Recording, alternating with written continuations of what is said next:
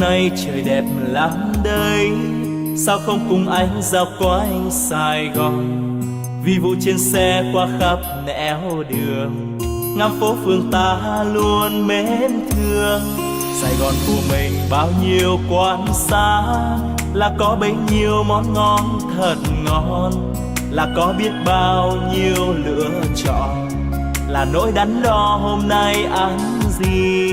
Sài Gòn dịu dàng gom bao nỗi nhớ, đi đến nơi đâu cũng mong về mau. Thương lắm quan quen đôi ta vẫn hẹn, yêu lắm những con đường ta từng qua. Sài Gòn quá xa thương yêu, anh đã thương thật nhiều, anh yêu biết bao nhiêu, anh vẫn thương thật nhiều. Ôi yêu biết bao nhiêu.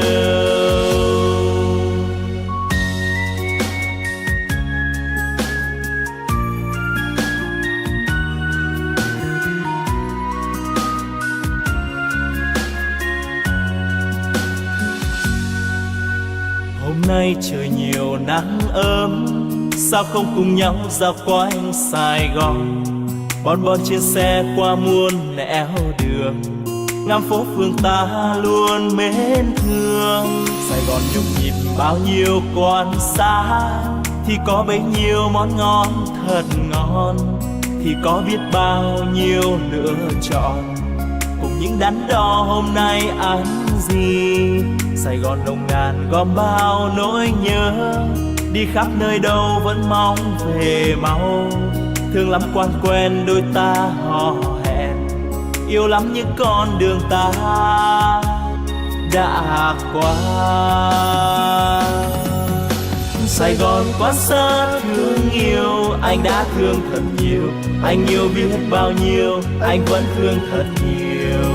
Ôi yêu biết bao nhiêu, anh đã thương thật nhiều, anh yêu biết bao nhiêu, anh vẫn thương thật nhiều.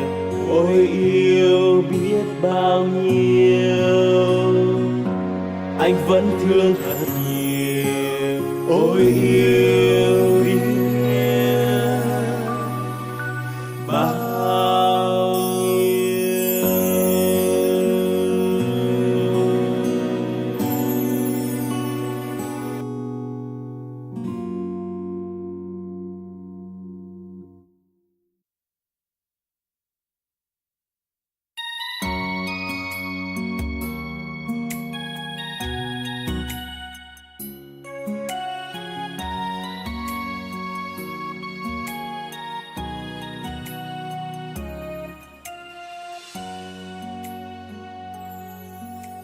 Hôm nay trời đẹp lắm đây, sao không cùng anh dạo quanh Sài Gòn.